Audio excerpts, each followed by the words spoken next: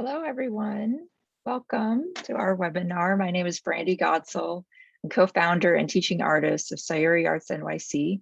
We are so excited to be participating in New York Textile Month this year. It's a real honor for us to be here. So thank you for joining us. For a little housekeeping before we get started, there is an option for the live transcript and captioning on the bottom right corner of your screen. So feel free to turn that on if you'd like. And we have a Q&A, and you can put your questions in the chat as well, though we're going to address them mainly at the end, but feel free to write your questions into the chat and also the Q&A option. Okay, so a little bit of the background about Sayori. For those of you that are aware of Sayori, you're probably very familiar with the philosophy. For those of you that are not, Sayori literally translates to sa, meaning everything has its own integrity, ori meaning weaving, and this is the translation of the Zen Japanese vocabulary. So the origins of Sayori are that it originated in Japan in the 1960s by a woman named Misai Jo. So Misai Jo was a 57-year-old housewife, and she was making kimonos and obis with traditional weavers, master weavers in Japan. And these were beautiful pieces, so they were very strict of following a pattern. There were no errors were allowed. Everything had to be in a very specific way of making. And through this process, Misai Jo had made a couple of quote unquote errors, right? So some knots in the yarn or skip threads. And she decided to just continue making because she thought that those imperfections were actually really beautiful. So this is very radical and a very different way of making than the traditional obi creating. And she took some of these obis that she made to a store in Kyoto to sell, and they actually did incredibly well. People were responding to it really well. And she was making some products, but she really wanted to share the philosophy with the world. That was really her mission. So she and her sons created the Sayori Loom and patented this loom, which we're going to have a demo of later in the webinar. So you can see how it works and how different it is than traditional weaving methods. And the headquarters of Sayori are in Osaka, so you can visit them as well.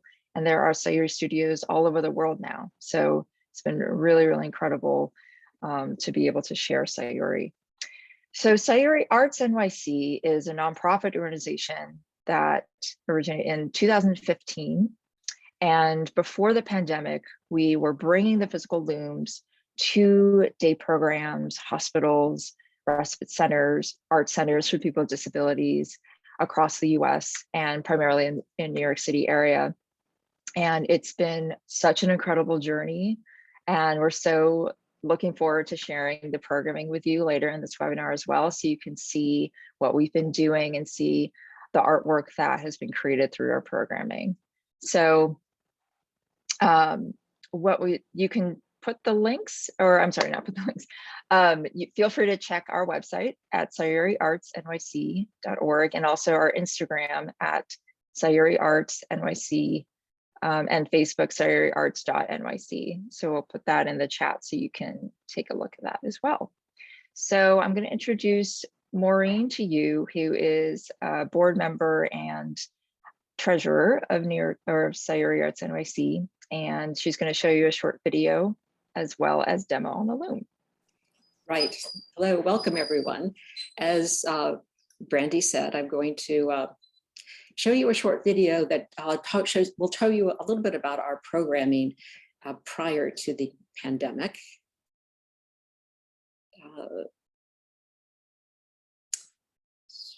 Just a moment.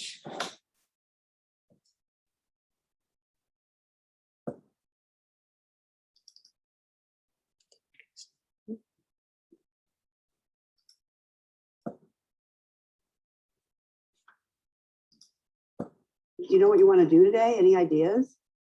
Dog. A dog? Okay. What color do you want your dog? Sayori Arts NYC is dedicated to encouraging people with life-limiting conditions to discover inner creativity through freestyle weaving. This philosophy embraces imperfections and encourages weavers to express themselves freely. Okay, change feet. The Sayori Loom is designed to be easy to use and adaptable for physical disabilities. A Sayori teaching artist can demonstrate the basic steps in a few moments so that anyone, no matter what their abilities, is able to weave. There are no expectations, no rules, no restrictions, and no mistakes. Just to see someone grow and become enthusiastic, but also to see them become calm and have the time pass in a very pleasant way. It makes my day to come here. What does it feel like when you do this? It feels like an exercise sometimes, and sometimes it just makes you feel free. It's just so magical to see how somebody else can take what you've taught them and go in a totally different direction. Be totally independent. Sayori gives people the opportunity to express themselves, to find themselves, and to lose themselves. I hear that some of you are having trouble with the audio, and I'm not sure exactly what we can do, but we're working on it. So somebody wrote in the chat about how to fix it, to go in through Zoom on the Eventbrite. So someone read the chat for those of you who are having trouble. Go ahead. Thank you, Raya. As Brandy said, we work with people with disabilities of all kinds. Some of them have physical disabilities, some of them have more mental or chronic illnesses. So our goal is to have these people enjoy an activity. We believe strongly that everyone has the right to experience the well-being of making art. And too often the populations we work with are marginalized and don't have those opportunities. And that has even gotten worse since the pandemic started. At any rate, this is the loom we use, the Sayori Loom. As you can see, it's folded up, which is great for storage and great for transport because we bring these looms to the programs most often that we are weaving at. So it's 35 pounds, so it's not exactly portable, but it's doable. And it opens very easily, releasing a latch with your foot. So when we come to weave with people, we bring a variety of yarns because we want people to have a lot of choices to express themselves. I'm going to share my screen again and give you just a better view of the loom itself.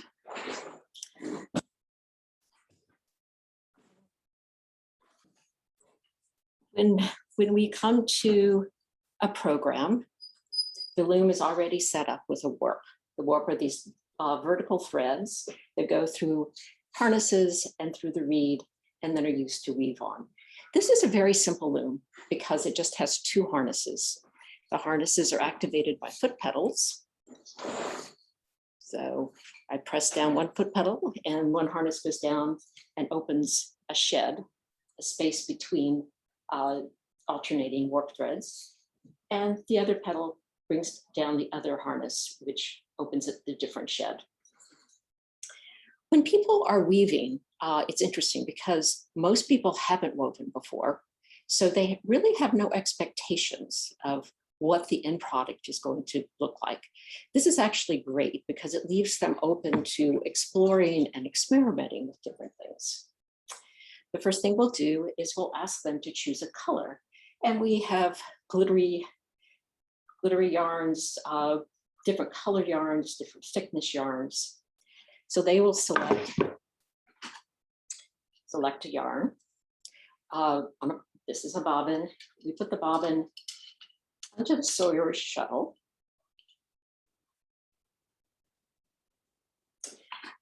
Shuttle is not absolutely necessary, but helpful. I'm going to press down my left foot to open the shed, but it doesn't matter. You can press that on your right foot and weave from the other way first. I use the ledge that is in front of the reed to hold the shuttle and to run it along the surface. That too is not totally necessary. The motion is then to switch feet, to open the other shed, to pull this beater bar forward that just compresses the line of weaving. And then you put the shuttle through and to the other side. And that's the motion of this weaving. We have taught children as young as 4 to weave. We've taught people as old as 102. As you can see, it's a very sort of calming, rhythmical action.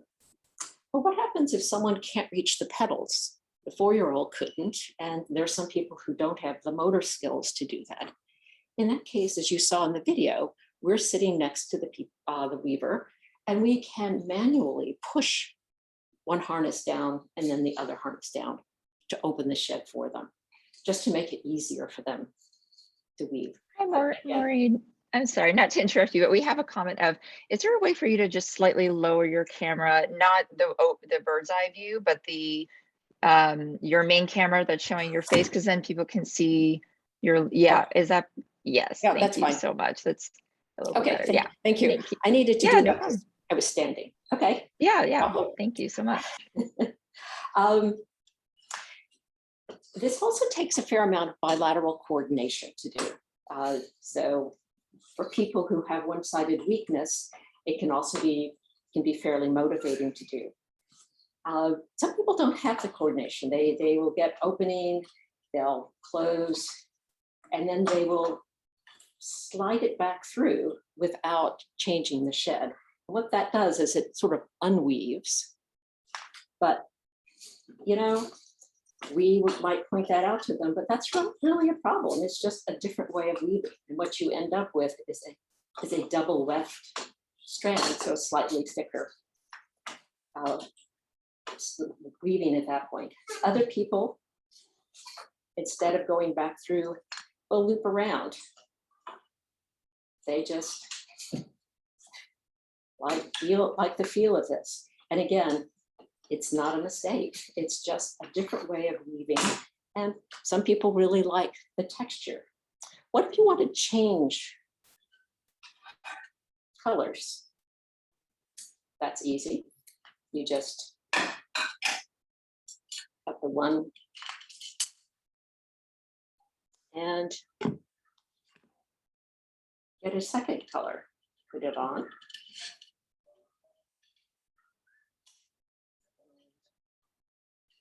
Slide this through.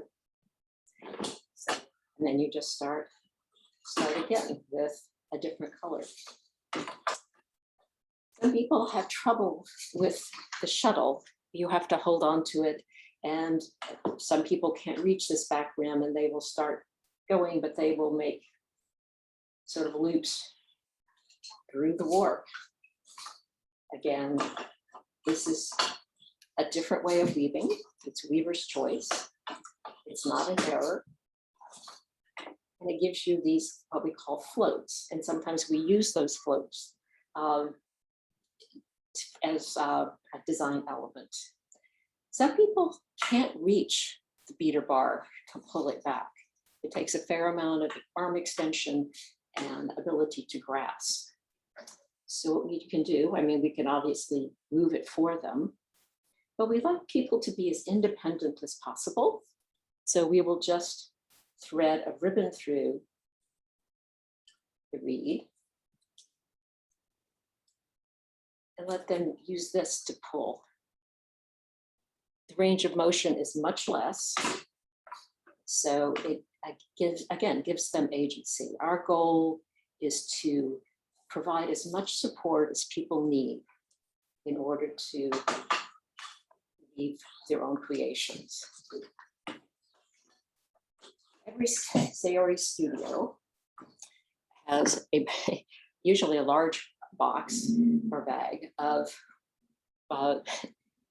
ends of yarns that we have woven with and cut off. This is just a small amount of the stuff that I have in my own house. So what you do, we call this the treasure box, because you can take a mass of this and just put it in with your fingers, smash it down,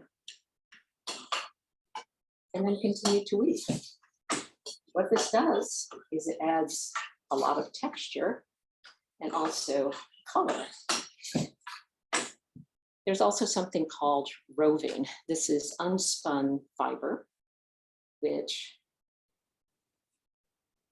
you can also use. You can make something very thin, or you can sort of ball it up.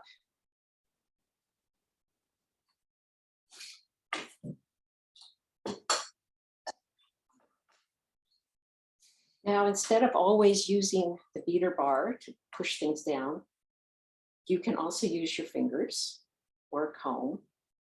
Some weavers I know only use their fingers. They never use this. This allows you the ability to go around lumps, so you're not always doing something totally horizontal. You can also vary the spacing between the weft threads, so you can make sort of a very loose pattern. Again, it doesn't matter how you want to do it. It's fun. You can weave with, let's pull this back a little bit, a little more space. You can weave with all sorts of things. This is a piece of an old shirt I had. So you can just stick that in and then continue to weave. If somebody does something like this and decides they don't like it, you can just pull it out, sort of pull it out. You can weave with almost anything. You can weave with plastic bags, you can weave with paper. I can also weave with some old pieces of something I've woven that has the warp string still attached.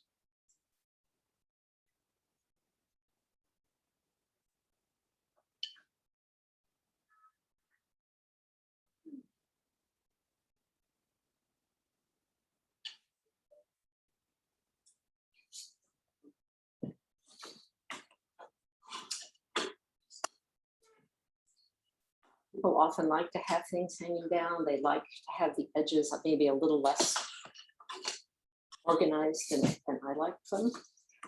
But again, it's weaver's choice. Whatever they want to do is great. When we are weaving in a group with a single warp, we will often mark on the segment that somebody wove, just so we know where their piece was. If we're making this into a communal banner, then they can proudly point to how much they did for the banner.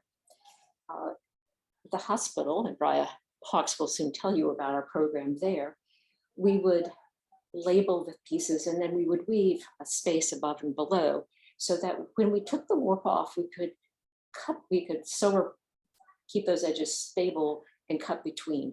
And then we can use pieces, we can accumulate them we can make a bracelet, we could get another piece and make a little pouch, but it just gives the child or adult, something to hold on to, something tangible that they made. And I can't tell you how powerful that is for people. Now I'm going to stop this share and move on and share one more picture with you. This is a picture of a loom. So for the people who have trouble with the shuttle, moving it along through the shed, we have a piece that we can put on that is a shuttle shelf. So here's the shuttle, this little boat-like thing. This has baffles on either side, you can see here, that keep the shuttle aligned with the reed. There's this loop at the end, which keeps the shuttle from falling off the ends. And people can just tap the shuttle and slide it through. So again, it's a way of making it easier for people to weave. That's what we want. And now I'm going to introduce you to Raya Hawks, who is our president of Sayori Arts NYC and co-founder. Thanks, Maureen. I'm just going to fix okay. Thank you very much. Let me get my video, share my screen, and sorry.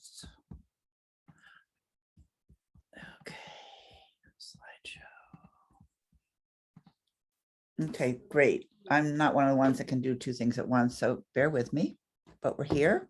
Thanks for demonstrating the weaving on the loom, Maureen, and some of the adaptive measures that can make it easier for people with disabilities, as well as all individuals to weave. The flower petal on the lower right corner, I'm using my pointer, was woven on a paper plate, and I'll share with you who's weaving on paper plates now. To me, this flower petal is an example of the joy created by circle weaving. Maureen has demonstrated the Sayori weaving method, and I'm going to share with you our Sayori Arts programs and projects, our Weaving to Heal and Empower.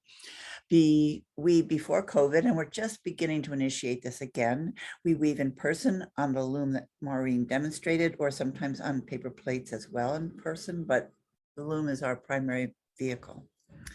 We also do Zoom programs, and we circle weave. We do tapestry weavings, and we also either Zoom or do in-person weavings one-on-one. Oh, let me tell you about our first partnership.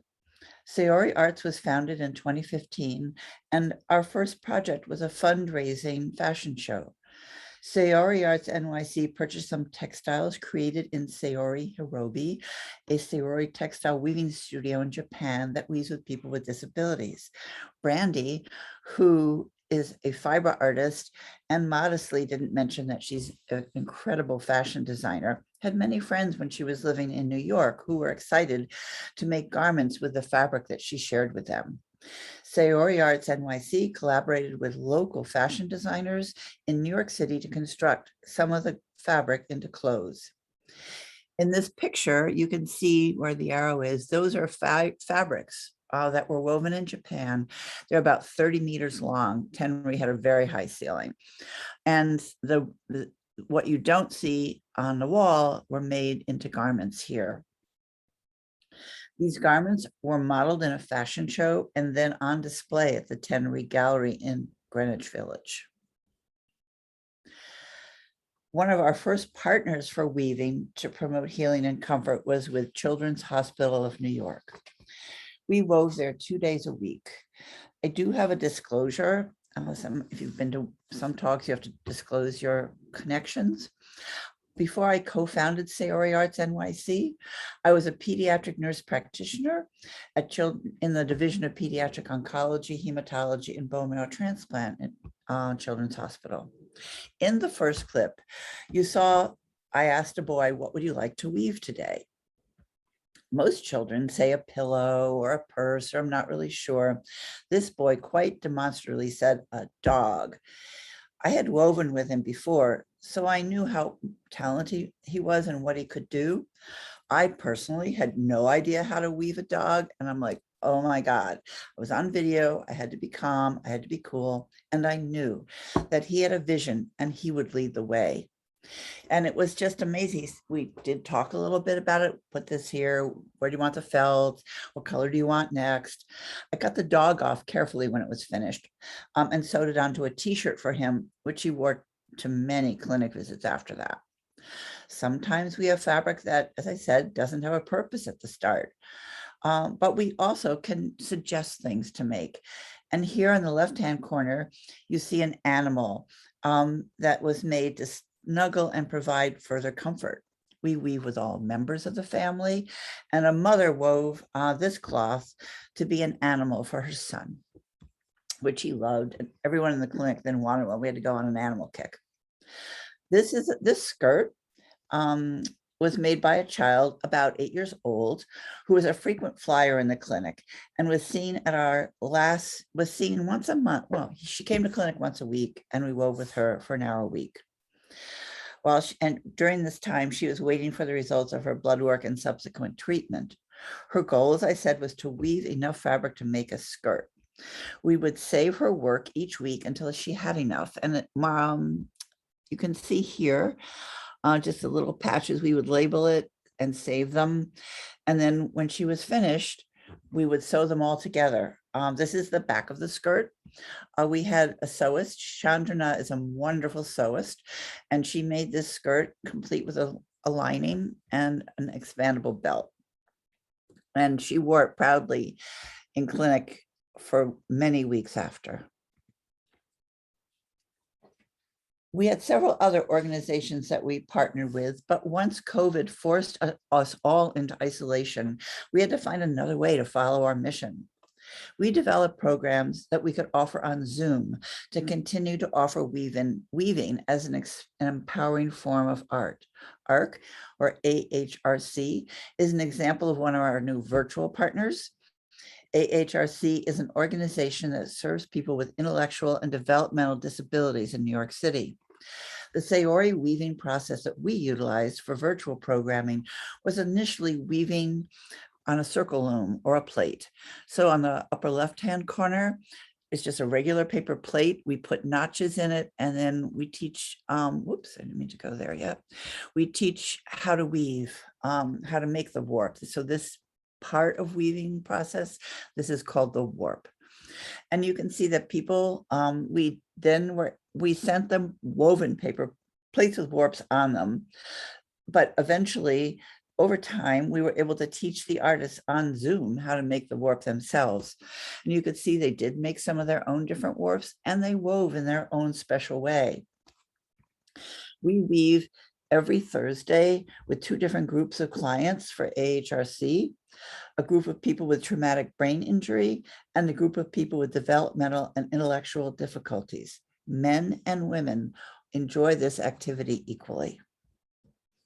Another organization that we work with a different type of project is called IAHD, or Institute of Applied Dynamics. Their mission is to positively impact the lives of people with intellectual and developmental disabilities.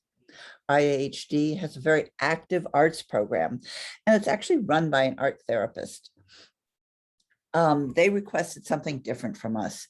They asked that we teach their staff who work with patients, who work with their clients, to learn how to weave. And then they in turn would teach the clients how to weave. Meet Elizabeth. She became one of their most prolific and inventive weavers. Oops, I thought I had another picture of them. I don't, sorry. Another program is barrier-free living.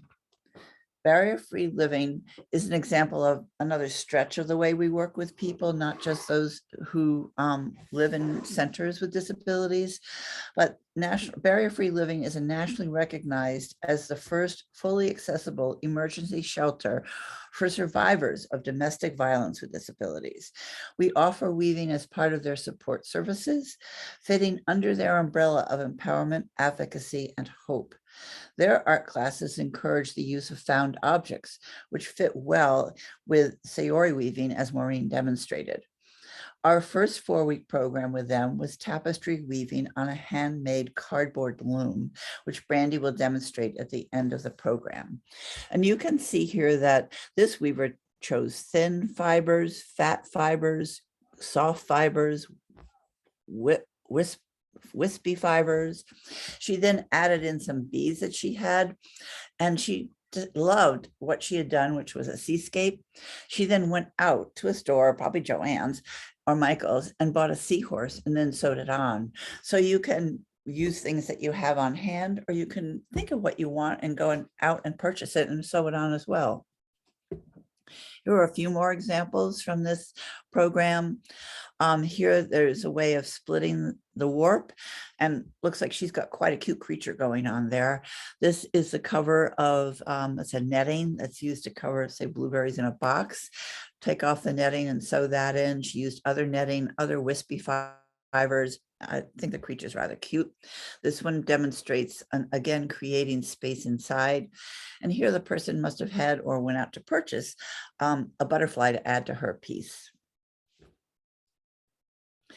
In addition to partners, and we have several others, we want to offer public programs, and we started a series of webinars in the spring of 2021. The webinars are a series of online live talks featuring Sayori weavers in conversation with curators, critics, and fellow artists. Here is an example of one webinar. This is where we have 2 Sayori artists who actually met in New York at Loop of the Loom. Juliet Martin is on the right, and Yael Hach, who is in Israel now, is on the left. And together they wove for on Zoom for an international webinar. They shared their unique relationship to Sayori weaving on this webinar. Juliet shared that she is bipolar, and Yael shared that she has a hearing loss and dystonia, which is a neuromuscular disorder. They talked about how weaving was a life-changing art form to them. Another way we're reaching out to the public is through exhibitions. Here you see Nobu Tsurata. She was on our first webinar series and spoke with Eric Shiner, then the executive director of Pioneer Works in Brooklyn. Spirituality, nature, sustainability are key elements of Nobu's weaving. And right now in September, in conjunction with Textile Month, many of Nobu's works are on exhibition at the Loop of the Loom, which is in Dumbo. Loop of the Loom is I think it's the only Sayori certified studio in the tri-state area. And there are two branches, one on 87th Street on the east side of Manhattan and one in Dumbo. Juliet, who you saw on the previous slide about webinars, is also a Sayori artist. She is quite established in the field. She was a graphic designer and sometimes incorporates graphic design into some of her tapestries. Juliet is having a show on October 21st at Dumbo for the entire month. The reception will be on August 9th. I hope some of you can get to see the show. And many of her items, if not all, are on sale. And a third of the proceeds will go to benefit Sayori Arts. Thank you, Juliet. Again, I told you in the beginning that we work with individuals, either in person or on Zoom. And I wove with Raina at Sister Pat's Kids Camp for children with cancer and life-threatening blood disorders, where SAORI Arts NYC runs a weaving program. The 7 days sleepaway camp was closed last summer, and this year it opened for 7 days just as a day camp, where there were many activities many of them were one-on-one. You may remember that it was very hot in July, at the end of July, which was our week there. And Raina was too uncomfortable to weave outside. She came to me and said, Raya, I can't do it anymore. I'm like, oh, thank God, because I can't either. So we found the only air-conditioned room at the camp. We were able, as Maureen demonstrated, two of us were able to carry in the loom into this hidden oasis of air. And the two of us wove for over an hour. And you can see that we brought some yarn with us, and that she did quite a bit of weaving, which is really quite beautiful. Raina has allowed me to tell her story and to show her picture. Grace also has allowed me to share her story. She is a 17-year-old girl who is a survivor of a brain tumor. She has multiple developmental and motor difficulties as a result of the tumor and treatment. COVID isolation was very difficult for her because she missed her school friends terribly. One of her doctors, who knew about Sayori weaving and our Zoom work, asked if it would be okay if I went on Zoom with her. Her mother thought it was a fine idea. She regularly has someone to help her with the technical aspects and occasionally has someone to help her with the physical aspects, and we weave once a week. She, as I said, may need a little help with the physical aspects, but she is the designer. She chooses the color. She decides what she wants to make. She made several flowers, which she sent to her friends whom she missed.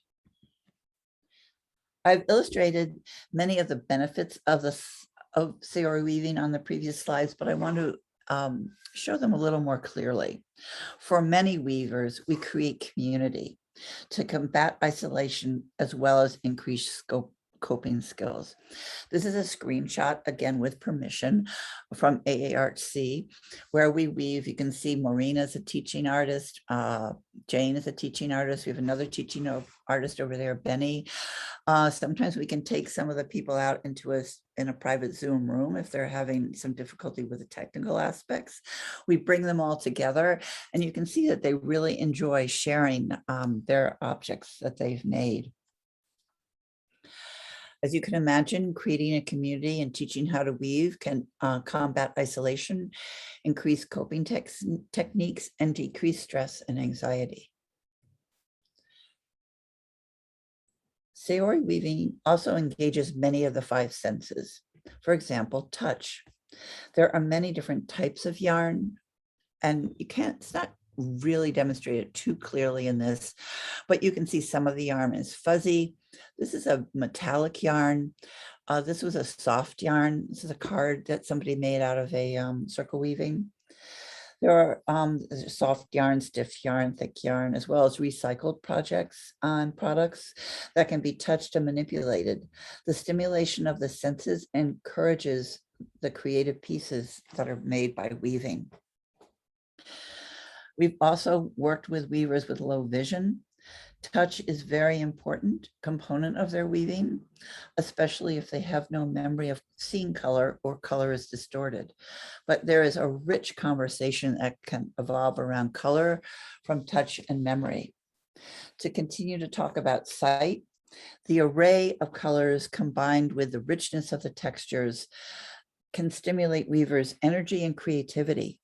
Weavers are encouraged to look around their environment, to look at things that they can weave with that are right there and put them into their piece. The sight of all the objects that can be used in weaving can stimulate the weaving process and can be exhilarating. I have behind me, you can probably see a lot of cones of yarn. I have yarns everywhere. It takes me a really long time to decide what I want, and that's true for many other weavers. Sound is another site that's stimulated, and it wasn't quite clear on the video, but when you put your foot down, you put the shuttle in, you pull back you take the shuttle out, you pull back the reed, you change your foot. That's what you do over and over, and that has a very rhythmic sound.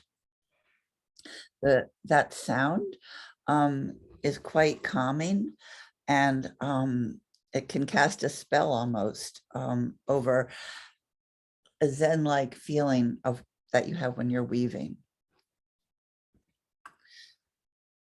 Being taught how to weave using the Sayori method, where there are no mistakes and there's beauty without intention. It nurtures creativity and self-expression. I think you can see this in the piece that Elizabeth made that I showed earlier. For all weavers, self-esteem is enhanced by the response of the people around them to their beautiful weaving. This is a traumatic brain injury group, and you can see the smile in the faces. And you don't have to show your face, you can just show your work and people can talk about it. So it's a very wonderful way for all weavers to have their self-esteem amplified. Last but not least, for many weavers with physical disabilities, they may experience pain. Sometimes the distraction of weaving and the engagement remove the consciousness of the physical pain as well as the emotional pain. It can be a Zen-like experience and you are transformed into the now. This is a piece of weaving that I did with a woman whose daughter was dying of a brain tumor, an infant child. I brought the loom into the room at her request. We had done some weaving previously, and she brought in some pieces of clothing that belonged to her baby. These 2 little guys were on her little slippers. This is something from the onesie, the snaps from the onesie. She also went shopping and she bought, she made a ball out of weaving,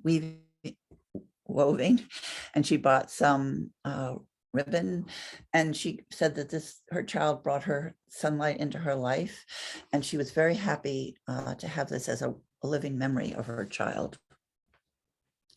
As I mentioned briefly, we want to do sewing with Raya, so we've started some sewing with Brandy as the tailor and sewist, and here we've taught Raya how to sew a skirt, and hopefully she will soon be able to sew the weaving that she made into a skirt. Then one other way of reaching out has been exclusive partnerships. Brandy, through her relationship with fashion community, has introduced Volta Atelier to our fabric. Volta Atelier makes 100% hand-stitched upcycle leather handbags. Discarded leather from accessories from factories are used by skilled artisans to weave these handbags. Volta Atelier really loved our fibers, and they wanted to collaborate with us in a partnership where they designed the bag made out of the fiber and then gave us the bags. They gave us the leather for the handles, and voila, we made a bag that's available for sale on our website. Thank you for your attention. I know sometimes it was a bit like a talk, but I hope you could appreciate the work that the weavers did and some ideas of how it's beneficial. We also want to share the beauty of the fiber and the pride of the weavers. We continue to look for new partners while we embrace the old. We welcome your comments, questions, and collaborative proposals at the end of our program. So Brandy, why don't you come back and join? I'll stop the share. And Brandy can now show you, demonstrate how to weave on a cardboard loom. Thanks, Brandy. Thanks so much, Raya. Hello, everyone. Hope that gives you a really strong idea of our programming and what we've been up to since the founding of our nonprofit. So I'm gonna just move my screen really quickly and do a quick demo of weaving on a cardboard loom. Like Raya and Maureen were saying, during COVID, we transitioned to virtual for our workshops. So we were embracing the Sayori philosophy, but using found materials that are really easily accessible in our own homes, and also sending kits to some of our partnerships. So here is a piece of cardboard, just any plain piece of cardboard. This is actually a little yogurt packaging that I had saved that I found around my house. And this is pre-warped. And like I was saying, I'm gonna just do a very brief demo, but I encourage you all to look at our website because we have a lot of how-to tutorials and videos that you can follow along for different projects that we've been working on with our programming. So this is one of them. So like I was saying, this is pre-warped, and I like to put a little pencil to have a little bit of space between the warp. It makes it slightly easier to use between the warp and the cardboard. Right, so you can kind of move this however way. It doesn't matter either way if you want to move it down or at the top. It's really embracing the Sayori philosophy where even this form of weaving, I'm just gonna move this a little bit further down. It's similar with the loom that Maureen was showing you, that you can start left to right, you can start in the middle, you can cut your yarn up, like it really is up to you. There's no right or wrong way, there's no right or wrong way to weave. So here I have a bunch of different materials. I have some pieces of yarn that I cut. I have some ribbon, some little sparkly ribbon, some fabric strips. I love weaving with fabric. This is something that I actually hand dyed, and they just kept the little scraps. This is wool roving. So I'll show you how you can weave with all of these materials. So you can just do this manually by hand. So again, so you can start left to right either way, where let's say this is my yarn here. I'm gonna go under one of the warp threads and then over the warp thread right next to it. And under. See, I'm just kind of pushing my fingers and then over, and you can pull the yarn at any point. Maybe a little easier to see. Ooh, see, I have a little knot there, but I'm going to embrace that because I like that. And then you can move your yarn, anywhere along your loom. So these are really the fundamentals of weaving. Some of you may be weavers and the fundamentals of this textile form already, but your loom, you've got your warp, and then you have what's called your weft. That's really what it comes down to. And just that rhythm, that up and down motion is very meditative. So I'll just do a little bit more. We can go over, under. Also, if you don't want to use your fingers, or if it's a little bit challenging to do that, what I like to do, you can use a bobby pin, or you can use a tapestry needle, or you can use a safety pin too, which I'll show you in a few minutes, where it's easy to attach to larger pieces like the fabric strips. But let's say you kind of want to switch over, you can just stick the yarn in the bobby pin, and it just makes it a little bit easier to guide the yarn over and under your warp. So you can pull this, you can leave the ends, similar to what Maureen was doing on the Sayori Loom, right? Or you can also tuck these back in at any point. Totally up to you. And then when you finish a row, or you can again start like halfway, you know, you don't have to go the full length of your warp.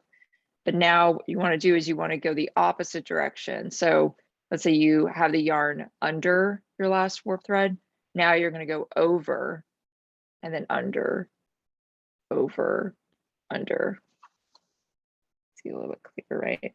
Here's under, you over, under, so that when you pull your yarn, it's going to catch at the end, right? Let me just do a little bit more.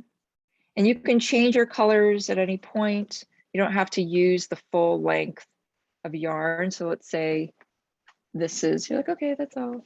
I just want a little bit of orange. And you can just cut that off. You can also tie another piece in a knot to your existing one, or you can leave it. Either way is fine. And you can also have spaces in your warp too, or you can make it a tight weaving like this. So the yarn pieces are right on top of each other. I mean, the fun of it, especially with the Sayori philosophy, is that you really get to play and be experimental and imaginative, and you don't always have to have a concept in mind beforehand, which I find to be really freeing. Some people do, you know, that's fine too. If you have an idea that you want to create, but then also the discoveries throughout the weaving process can be really exciting. So let's say you have a little piece of fabric that you want to weave. So then I'm going to put a little safety pin at the end. So it's just a little bit bulkier. It can be a little bit easier to weave with. So let's say I'm like, maybe I'll push this up. And then you start weaving again. I'm using the safety pin as a guide. I go over, under, and then pull this through. And see how nice, I like having the different textures, the kind of thickness versus the thinness of the yarn too. But I've certainly made, you know, weavings that are just with yarn as well. So anything goes. Go over, under, and then you just go back the way you came, but in the opposite direction as far as going over and under your warp threads. Right, so it kind of catches like that. And then you can just leave that. You don't have to weave the whole extent. I kind of like to have some of the fringe sometimes, just adds different textures. And then I like to use also wool roving. I'm going to push this up. And with our partners, we like to encourage lots of different materials as well, because some people may prefer this kind of fluffy wool roving, or they like the sparkly, more colorful yarns to stand out, you know, things like that. So want to encourage as much of that play as possible. So for something like this, you could just stick in anywhere and kind of weave that in as well to make some sculptural forms. There, you can kind of push that. It's really nice to touch.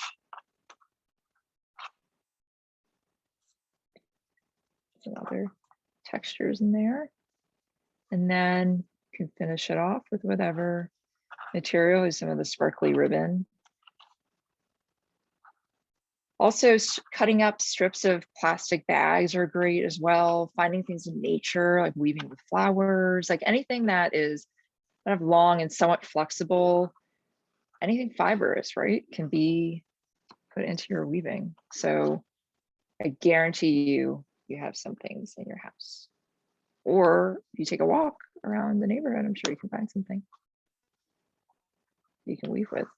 So that's just a quick little demo. And again, I really encourage you to visit our website, take a look at some of the tutorials that we have. We've done some circle weaving, so using a paper plate, and then lots of cardboard weaving ideas. And then here are some finished jewelry pieces that I've made. So you can weave your findings. So let's say you want to make a necklace, you can weave that at the top or the bottom. And this is just some leather scrap strips that I have. And then I like to leave this fringe here. So this is the warp threads. So this would be kind of equivalent to the red here, just kind of leaving that long, or you can trim them as well. And you would just tie off your warp threads, but you can visit the videos for more of how to take the weaving off of the loom. And then we have these little earrings, kind of fun little funky ones. So you can find these findings at any craft store like Joann's, Michael's. You can order them online. Etsy has a ton of little shops too. It's easier to order online. Also vintage items too. You can take them apart. So if you want to, or like found objects, that can be little hooks. There's just so many things that you can do. And here's another jewelry piece, a little earring with, I kept the fringe of the warp, and I'm wearing one as well that has some beads. So yeah, just lots of things. You can cover it with fabric. This one, I think I glued the pieces on just to keep it flat, but you can hand stitch for those of you that are sewers. If you want to learn to hand sew, it can be really meditative as well. So that's the little demo for the cardboard loom, and we are going to go into the Q&A. I know some of you had some questions, though I think some of them answered throughout, but thank you so much for watching, and it was really exciting. So let's see, we have some questions. Also, does anyone have additional questions that you'd like to ask? Feel free to write them in the Q&A or in the chat. I know someone had a question about, or that there was a picture of the shuttle. Though during the programming, we put in a photo of the shuttle boat, but I'm wondering if, yeah, maybe Raya. You wanted, this is what the shuttle looks like. Yeah, that's the shuttle boat. So you can put a bobbin in, and that's what you push through when you have the petals open into the loom, and you push back and forth. Yeah, let's see, any other questions?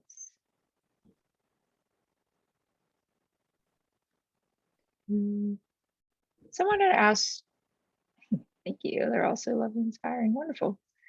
There's also someone had asked about, that we answered it privately, but this could be a question for other people. How much would a Sayori loom cost and a used one? So there are different type of looms, and you can contact any certified Saigori studio. So Loop at the Loom in New York City, like I was saying, is a certified studio, and they come from Japan. They cost around $1,500, but there's also piccolo looms, which are a little bit smaller, which are a little bit less expensive, but these are specialized patented looms made from the Sayori studios in Osaka. So they are wonderful and very durable and collapsible. They can be a little bit pricey, but you can also find used ones. There's a lot of Sayori groups on Facebook as well too. So you could maybe find some used that people are selling. There are some also maybe on Etsy too, because some of the certified studios will maybe be selling some of their old supplies. So that's a way to kind of go around it. This isn't the best, but you can see the collapsible. They might have a loom here, so you can see how narrow it can get, and it makes it a lot more portable.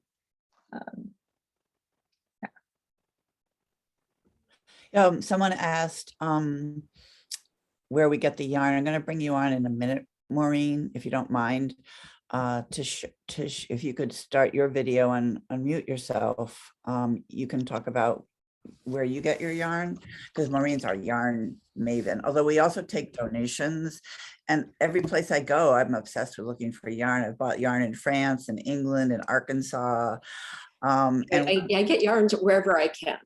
For our programs, I often buy it from Michael's. There's a group called Lovecrafts or Smiley Yarns. There are lots of places. Someone asked if there's going to be a recording that they could share. There will be a recording, and everyone who signed up for this webinar will receive a link to it. It will also have it on our website, so there'll be a link there. So yes, we hope you will spread it around and send it to everyone, you know. You could also email me if you have questions. My email's on the chat. I think it's probably also on the website, and I can answer your questions or help you find what you're interested in knowing. Yeah, it's Raya at SAORI.org, and like Raya was saying, it'll be in the chat. Oh, we have got quite a few questions. Maybe we can take turns to answer it. What do the workshop participants say they enjoy most about this weaving technique? That's a great question. So our program participants, I'm assuming. They say a variety of things. A lot of them like just the calmness of it. The ones we've been working with on Zoom also really enjoy the community and the sense of weaving with other people. There's a lot of camaraderie, especially when we're doing a series of workshops with a group. They really get to know each other. Some people have liked the fact that they didn't think that they were artistic and they were able to create these things, and they really enjoy giving them away to friends and family. Mhm. And like in the video where the girl goes, sometimes it just makes you feel free. It sounds like we planted her to say that, but we didn't.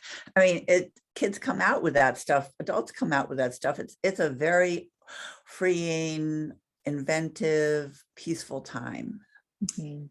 Someone asked what the weaving teachers, facilitators enjoy most about teaching this compared to other types of weaving or crafting. I've actually only taught this kind of craft, so I just it's just easy, and it's just so wonderful for me to see how people get into it and enjoy it. Again, I want to make it as easy as for people as possible. What about you, Raya? I just love working with the people and seeing it sounds corny, but seeing the joy in their eyes, just see what the excitement is when they make something. And week after week, these kids would run, and at least when we did it in person, these kids would run to where we were and get in a line to weave. It was just so cool. And you get to know them as people. And I like the people aspect of it, and the excitement that I see in what they've created and talking about what they've created. I've taught some other kids, younger kids, painting and model magic, and that's just a different feeling.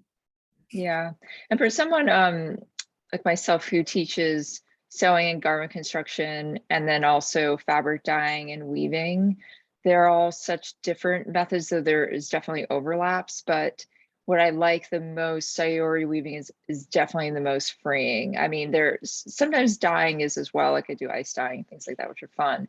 But then sewing is much more technical in a sense, right? And certain crafts, I think there is more of like a right or wrong way. Like it won't work as well if you don't follow the steps, or if you don't use a certain material, like even with dyeing, fabric dyeing. But weaving, there really is no right and wrong way. So you can really get into the zone of it and tap into your subconscious in a sense too, and kind of, you don't have to overthink. I think that's something that I personally do a lot, and so I need to be able to let go. So that's what, yeah, I found to be really different. We have another question, and I know we're getting close to time, but how would a person go about starting a Saigori group in their own community? That's a good question. Meaning if you wanted to kind of start, well, I guess you're saying to start your own Saigori group versus being part of an existing community. And this was Laura. I'm assuming that was your question. I would definitely visit some certified studios and really kind of tap into an existing community, and then getting that feeling if you've never woven Sayori Loom before, and then branching out and just sharing with people what this philosophy is about. I think a lot of it is through verbal connection, or also just in any way that you're sharing or showing someone, how to weave, even if it's not on a Sayori loom, like even if it's just cardboard, especially now, since we've had to be so adaptive. We definitely encourage you to share. Okay, someone wants to know what kind of organizations we partner with. SAORI Arts NYC partners with organizations that serve people with disabilities or chronic illness. And we're always looking for new partners. So if you know someone who would benefit from this, please contact us. One of our new partners in the future is going to be Creative Center, and they weave with people who've experienced cancer, survivors, people currently being treated. And that's going to be one of our new organizations in the future.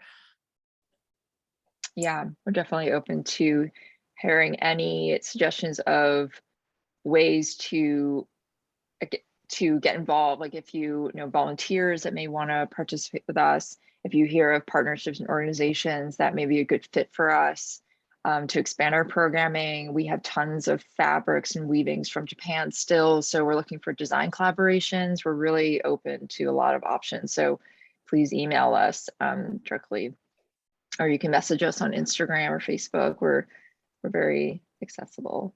Let's see, I've been looking for a tutorial on setting up a Sayori Loom. Good question.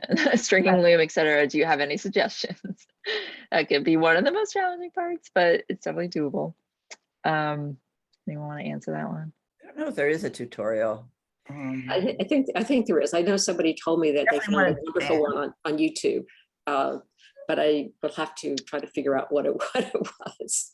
Yeah, there are some. I'm blanking, but maybe Polly, if you want to contact us directly, I can send you some links, and what we kind of have to dig through them. But I know I was digging through the internet trying to find, especially because I'm actually in North Carolina. So, you know, trying to find whatever's the closest studio, or you can go to Loop of the Loom and have you go help you. But if you're just doing online, there are ways. Also, the purple, we kind of call it the Sayori Bible. It is very descriptive with images of how to set each of them up. But I know, you know, yeah, that's the Bible there. So that's one way. At Loop of the Loom. Or Yeah, Loop of the Loom, I think, may also have online lessons. So they've been doing a lot more online. I mean, all of us learned in person on the Loom. So Yeah. Anna Marie just posted that they are at Loop of the Loom. We are doing online tutorials to help people who are working on a loom. That's great to know. I may be Great. Great. Thanks, Anna Marie. Hi. Yeah, that's wonderful. Let's see. So great. Let's see. Is there a way to know which things in the shop are from the disabled, and are they told something of their sold? Great question. Yeah, absolutely. Does anyone want to answer that particularly? I think it's listed on there of which we have the name products. of the people who wove the different fabrics and the studio that they worked with. Most of these people speak Japanese. Yukako Satone, who is the owner of Loop of the Looms and one of the co-founders of SAORI Arts NYC, is the one who goes to Japan routinely. And I know she goes back to those studios because she was there, I guess, in the summer and was talking. So we try to let them know.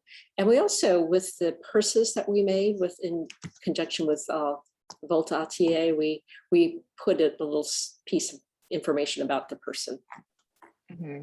Yeah, and a lot of the pieces we purchased directly from the studios in Japan, so they know that and they've also been compensated in that way, right? Because we've purchased it from them, and then we will put all the information, like Maureen is saying, not just the name, but you know, things that they like their interests, and sometimes an image. For some of them, we have that. Some of them, yeah, not all of them, but we definitely, you know, it was very important to share who was making them.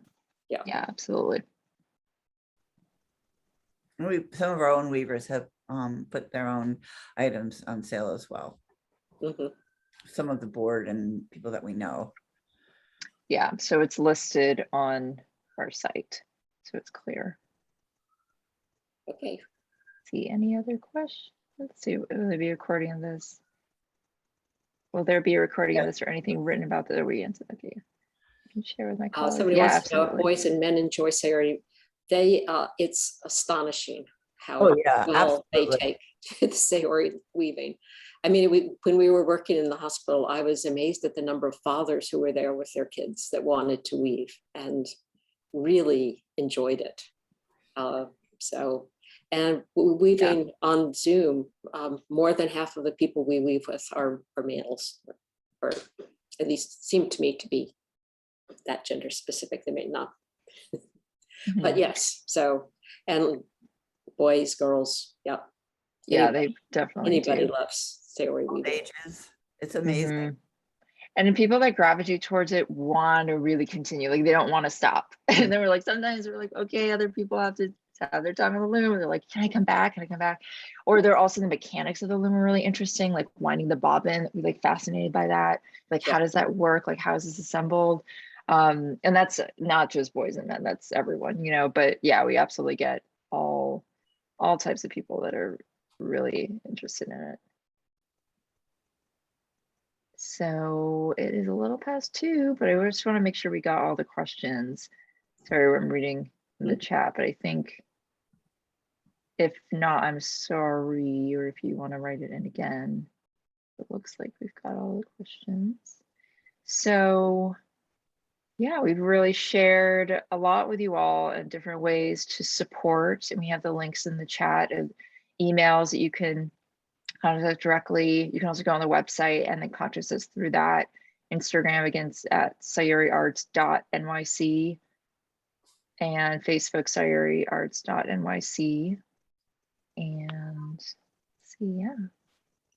Well, thank you so much for your wonderful comments and really appreciate it.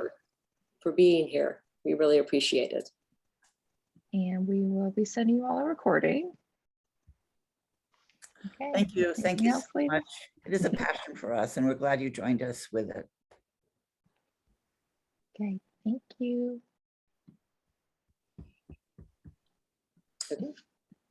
Okay. So shall we bring Jane on? Yeah, there's still attendees signing that are still on. Should we? Yeah, feel free to. Should we close it? I think we can Thank close. you. Yeah, and We can. I'll send a Zoom link. I'm going to end it now. Bye.